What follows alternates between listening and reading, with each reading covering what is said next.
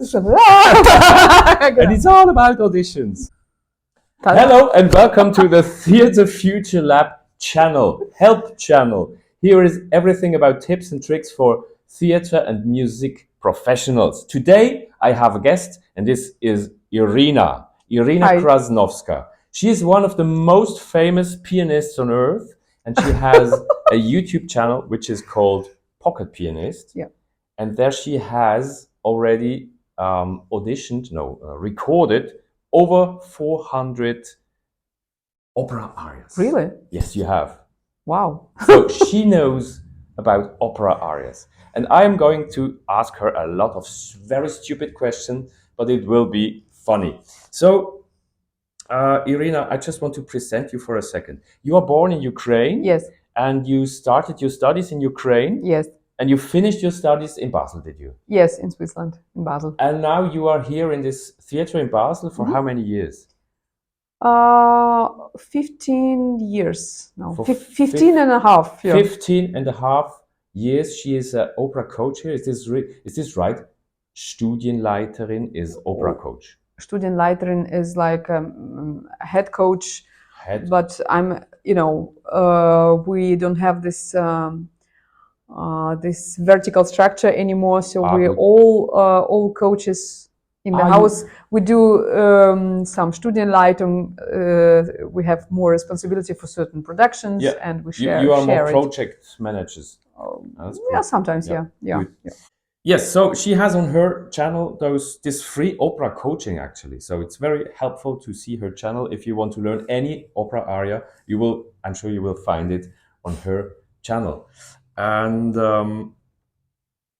we will have a conversation here, and this is one half of the interview. The other half of the interview you will find on her channel, and the link will be below in the comments. So if we have finished this conversation here, you go to the link, click there, and you go over to her channel, and you will find a lot of other very interesting stuff, especially for opera singers. So let's start. First question. How important is the power of music? You know, the Nessun Dorma effect. You remember this competition with Pol Pot? He came and he sang Nessun Dorma. Yeah. He sang well first, but second, it was Nessun Dorma who win the competition. So I always want to hear. I just believe it. If you have the best music, you win the competition because the power of the music it wins at the end. Yes. Well, it's still you who win the competition, but the power of the music can give you wings, So you should take an aria which inspires you the most. Yeah. I think. Yeah. Nessun Dorma can be the most terrible aria if you sing it with tension in your throat. Yes. Yeah, of course. Okay. Just go and see the movie of Woody Allen, To Roma with Love, if you sing this, this audition, with Nessun Dorma. But it can be very helpful. And of course, for example, for the final of a competition, you should take an aria which is like sparkling, and so there will be no Zarathustra, that should be like something. There is fast and high. Fast and high, or very impressive, like So become either impressive or fast and high. Something like this. Yeah. Okay. Yes, brainstorming.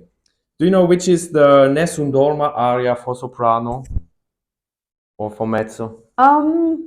Yeah. Well, it depends also which kind of soprano, right? Yeah. Egal. Never mind. Just. Nessun Dorma for soprano. It might be even Mimi for lyric ones. Okay. For mezzo? It might be, of course, for the higher sopranos, it's Königin der Nacht. Yeah. That's always, if you really can sing it properly, that, it's pam. For mezzo, for lighter mezzos, it is of course Rossini, Una voce. If you make great verzierungen, how to say, melismatic, melismatic, great variations, ornamentation, or Cenerentola. Cenerentola is fantastic. For countertenors, well,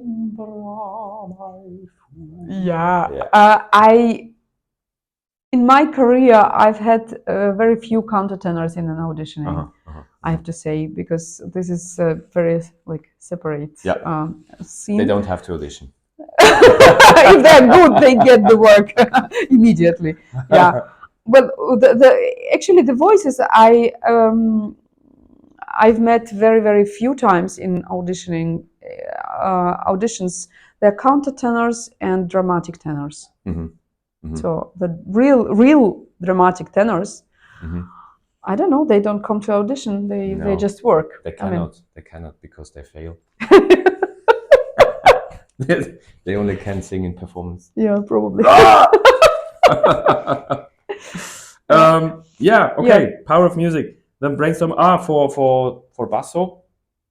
The Nessun Dorma for basso. Well, it can be La Calunnia if you this kind of character basso, and the Verdi stuff is impressive, but it's very serious. Yes, it's serious. Huh? But this is basso. I mean, And baritono. If you are like lyric baritone, Korngold, Mein Sinn and Mein Venen is always very nice. People love it. Yes. That can be very beautiful. This music wins for sure. Yeah. Or the Verdi, Don Carlo. Of course.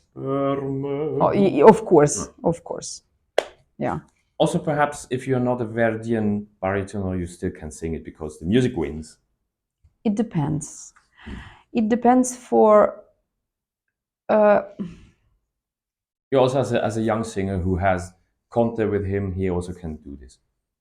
Yes. Well, if you do an audition for an opera studio, like young singers program, you can do this. Okay. Like sing Rodrigo.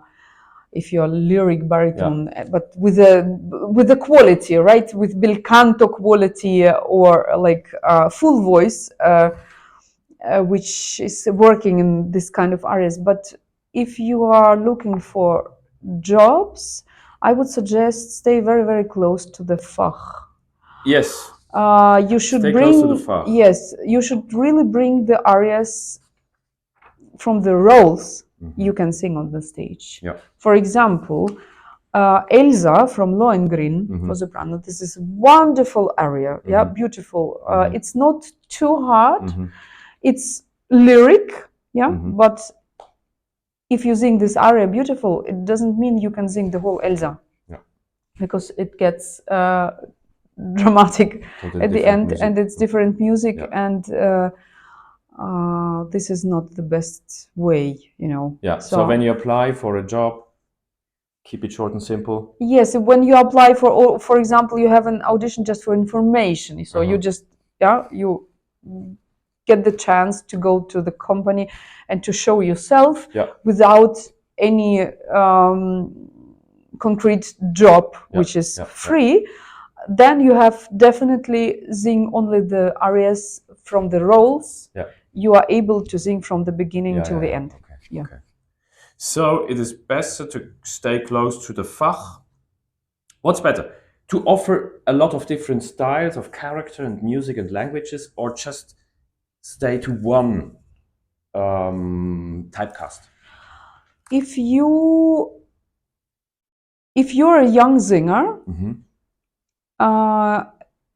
it's necessary to present at least 3 languages. Okay. So there should be something in German, something in Italian, for sure, and then maybe something French. So if you're young, show that you are able to do different styles, different languages, different characters. Absolutely, it should be your Fach. But there is like amount of arias in every Fach you can present. So it also can be, if you don't sing some French, it can be some Russian repertoire, or even something in English. So Britain, why not? But you should show the ability to sing in different languages and different styles also. And if you are a little bit older, would you suggest to stay in one Fach and bring three times the same, just to prove you are, and not to confuse the jury? Just this is what I am. Only if you are already very, very like etabliert, wie sagt man das? Established. Or if you arrive in your repertoire, if you are exactly, if you are a certain type of voice, like a dramatic soprano, real dramatic soprano, you will probably have 2 or 3 verdis. Okay. And then maybe so it's no problem to go to an audition and say, I have 1 verdi and another verdi and a 3rd verdi, or Puccini. Maybe you should offer also something slightly different to show, just, if they are verdis, they shouldn't be the same type of arias, right? So you should show the legato and slow, and then the high and dramatic music. But it would be good to show something slightly different. If you are like lyric, or let's say not standard type of voice, I would not say, but something lyric or full lyric, you should definitely have a Mozart always with you, and then some romantic stuff in different languages.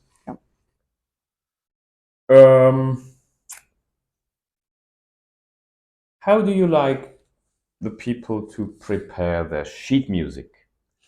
Their scores. Do you like a book, or do you like 3 pages? No. Do you like to... No. Very important, isn't it? Well, it is very important.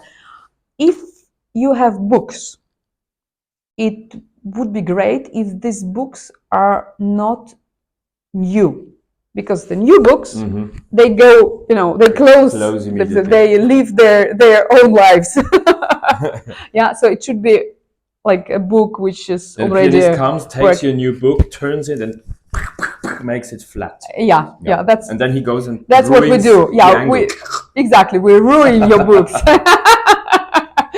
So it's good if you have copies, and if they are just on one side, printed on one side, and then put it together with a scotch, like this, and then we can. You glue it together. Exactly. And just one after another. And then one after another, and then you can fold it together. And then exactly. This is the best thing. Please don't have this spiral books with the files with the plastic. This is horrible to play. It can be that the light on the stage or in this room reflecting, and please don't come with iPads. No iPads. No iPads. Okay. No. Okay.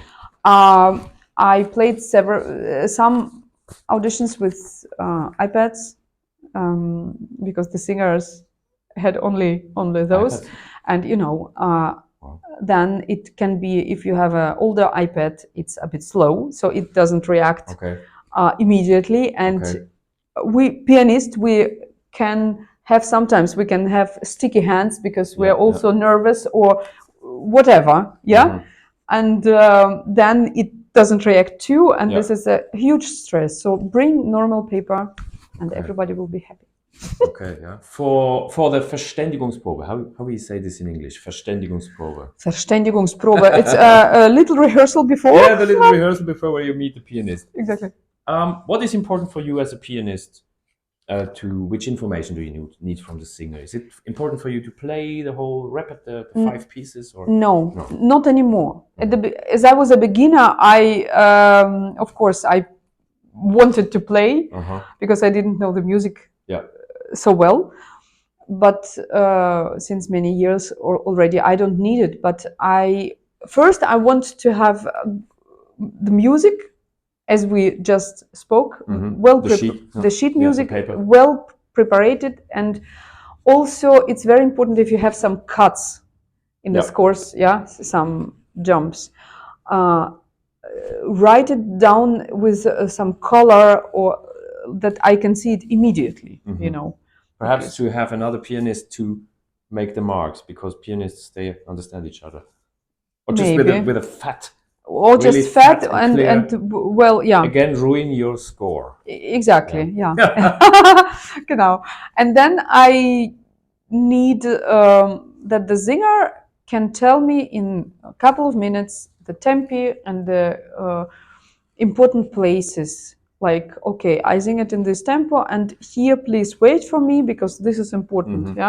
For example, it can be, or I do a different cadenza like this, so the singer can show me this, and then I know it. Does it make any difference to you if the singer is marking in the rehearsal? It's okay. It's okay, yeah. Do you all already in these rehearsals know if this is going to be a good audition, or? Not always. Not always. I also met people who are extremely good in a room, and then they go to the stage, and I don't know, maybe they get nervous or something happens, and then it's just they just sing bad. Yeah. And the opposite? They come in and you think, oh my God, and then go.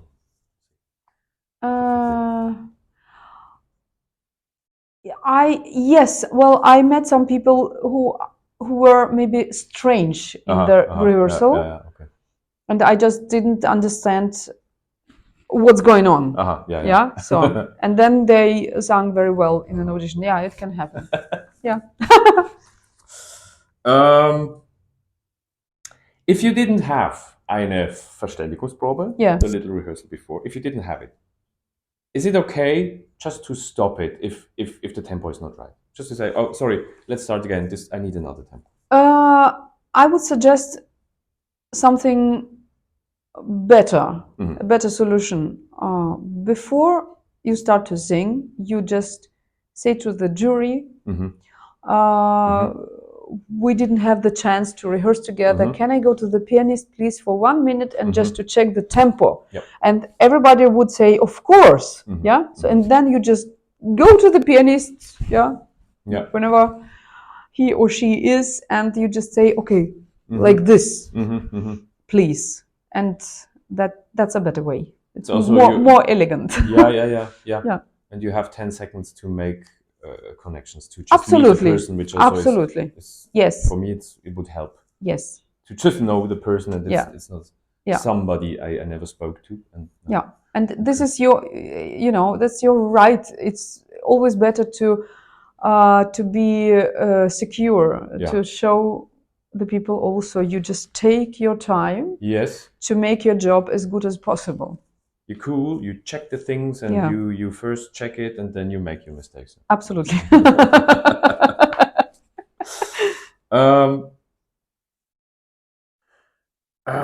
Yes, as you have accompanied so many auditions, how many arias do the singers bring normally? Do they bring 5 pieces? Do they bring 2 pieces, 3 pieces? It depends. Normally, it's between 3 and 5. 3 and 5. Huh? So 4 arias is a good good amount. Something like this. Okay. Sometimes, if the audition is just for the role, and they know it just for the role, and the juries told them we just want to hear the role, they might bring 2 arias from the same role, and that's it. And then, but then it's just already known thing. I ask this question because I often go with 3 arias, and I always feel, it's not enough. I don't show enough, but then it's okay. It's okay. 3 arias is okay if they, if they show enough. But also 4 is good. Okay. 6 and 7 is then it's no, it's too much. It's not necessary. No. It's also difficult to prepare them in this short time. Or? Yeah, normally you sing 2 arias in an audition. in a standard audition. Yeah. It's like 2 arias. Sometimes it's only one. Yeah. This is when you are brilliant. Well, it depends. Or not. This is if they heard enough. Yeah. And that can be positive or negative. Yeah. If the audition is very long, if they have too many people and they don't have time. So that or can you happen. sang 2 nice pieces and they don't want to hear Ai già vinta la causa again.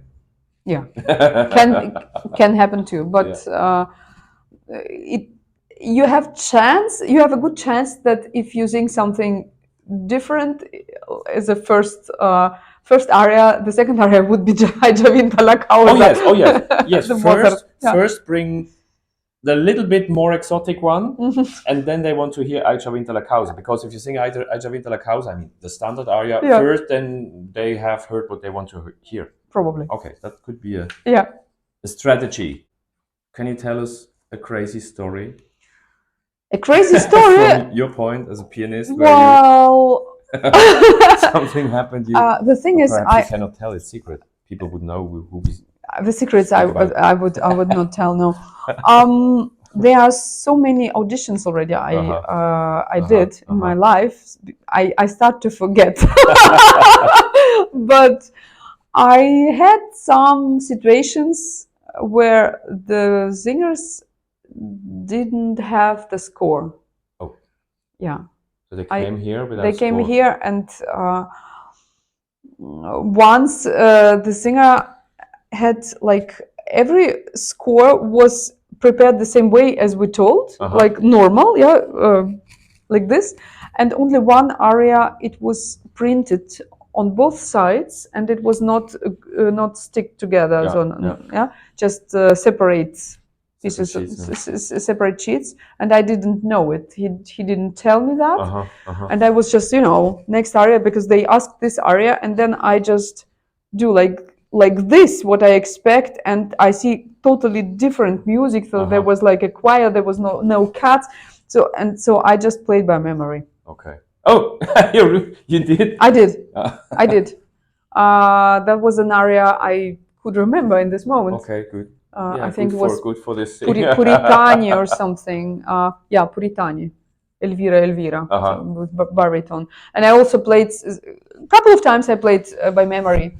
But that was like standard. Wow. Yeah, like Butterfly or Rosina. Yeah. That also happened to me. Good. Wow. Yeah. I mean, but you cannot expect the pianist to know the repertoire by heart. So no. It's good to make a very properly glued sheets and and the marks very clearly. Absolutely. This was the first half of the interview. You go to Iryna's channel, click the link below, and you can see there the other half of the interview.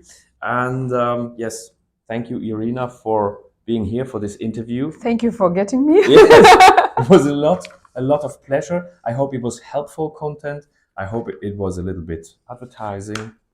And now I wish you a very happy new year. Happy New Year, guys. Yes, lots of concerts and performances. I wish you fulfilling performances and contracts, and well-paid contracts. And a lot of success with your auditions. See you soon. See you. Bye.